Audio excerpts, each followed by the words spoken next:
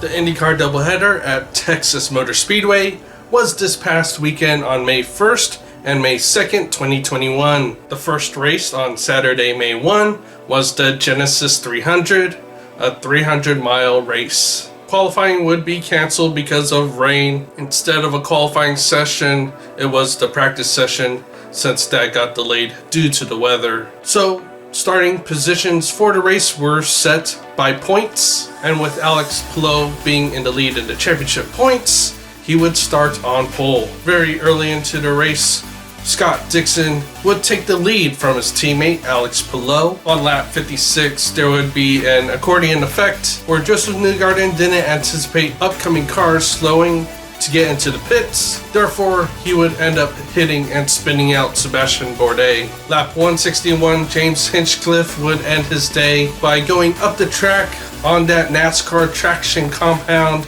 spinning out in turn 2. Scott Dixon pretty much dominated the day as he wins the Genesys 300. Scott McLaughlin will get his first career podium, finishing second, and Patricio O'Ward finishes third. Race 2 of the doubleheader on Sunday, May 2 was the XPEL 375. Starting positions were based off of the finishing positions from the previous race. Scott Dixon started on pole. There would be an opening lap crash as the midfield would try to get a jump start on the start of the race, but that led Pietro Fittipaldi bumping into Sebastian Bourdais and crashing out him, as well as a lot of other drivers in the mid-pack.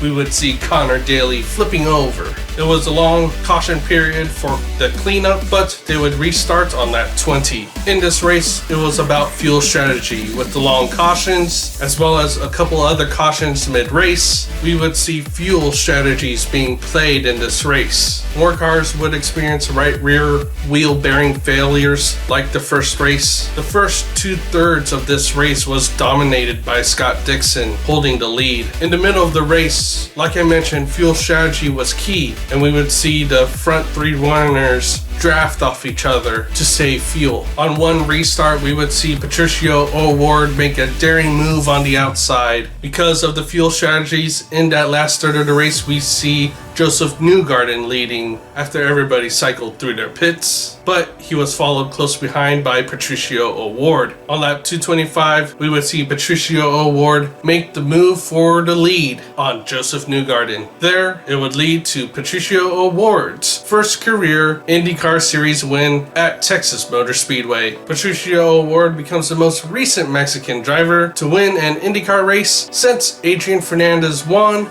back in 2004, as well as McLaren getting their first win being back in the IndyCar Series.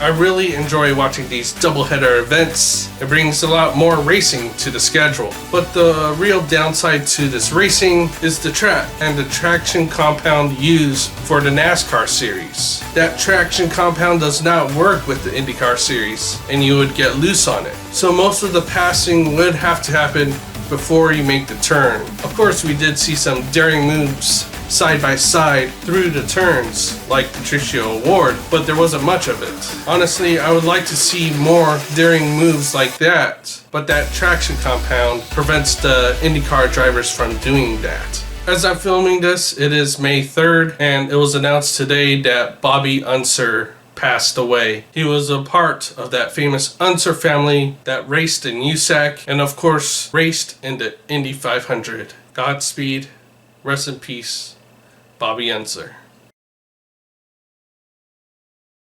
The next race for the IndyCar Series is on May 15th for the GMR Grand Prix at the Indianapolis Motor Speedway to kick off the month of May at Indy. Coverage of that race will be on your local NBC affiliate at 2:30 p.m. Eastern Time, 11:30 Pacific.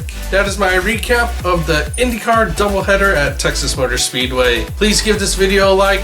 Subscribe to the Spellgo YouTube channel to check out more of my IndyCar recaps and all my other variety of videos. And as always, thank you for watching.